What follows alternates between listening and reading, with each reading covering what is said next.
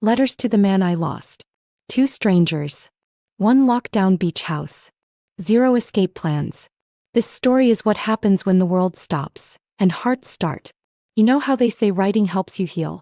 Yeah. Emily didn't really believe that until she started writing letters to someone who wasn't there anymore. Not because he was dead, but because he left. It had been 2 years since Jake Walker walked out of her life. One day he was hers. Loud laugh, stupid dimples, a man who made coffee just the way she liked it. And the next he was a ghost with a goodbye text. I'm sorry. I can't do this. Take care of yourself. No explanation. No closure. Just silence. So, Emily did the only thing she could think of. She wrote him a letter. Not to send, of course. She wasn't that crazy. She just needed to say the things she couldn't scream into the void. The first one was angry. Swearing, scribbles, a coffee stain she didn't bother wiping off. The second, quiet. Regretful. By the 5th, she'd found her rhythm. She started each one the same way. Dear Jake, I don't know why I'm still writing, but here we are. And then she'd just talk. About her day. Her job.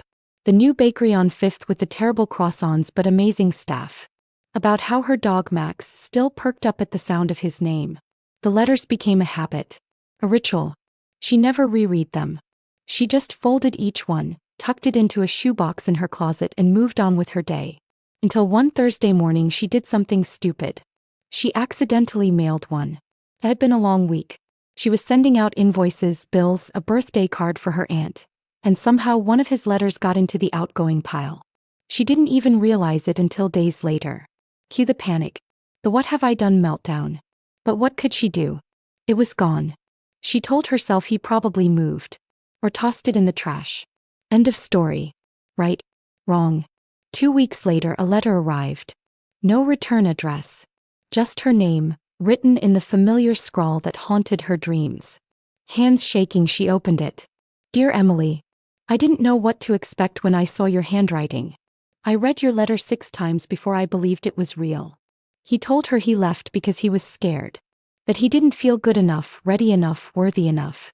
That he'd thought about calling every day since. And that if she wrote again, he'd answer. So she did. Every week a new letter. Sometimes they were light, full of jokes, shared memories, photos of Max being ridiculous. Sometimes they were raw, honest, messy. She told him about the ache he left behind. He told her about the therapy, the regrets, the dreams he still had, and how all of them had her in them. It wasn't fast. It wasn't easy.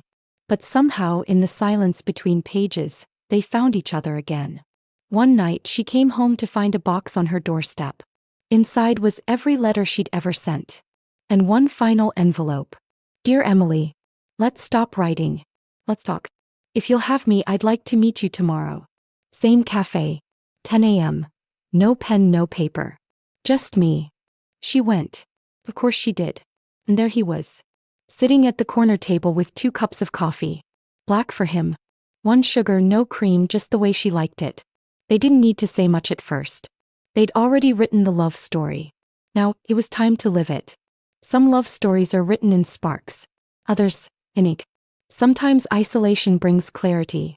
And when the doors finally open, you realize love was there, keeping you company all along.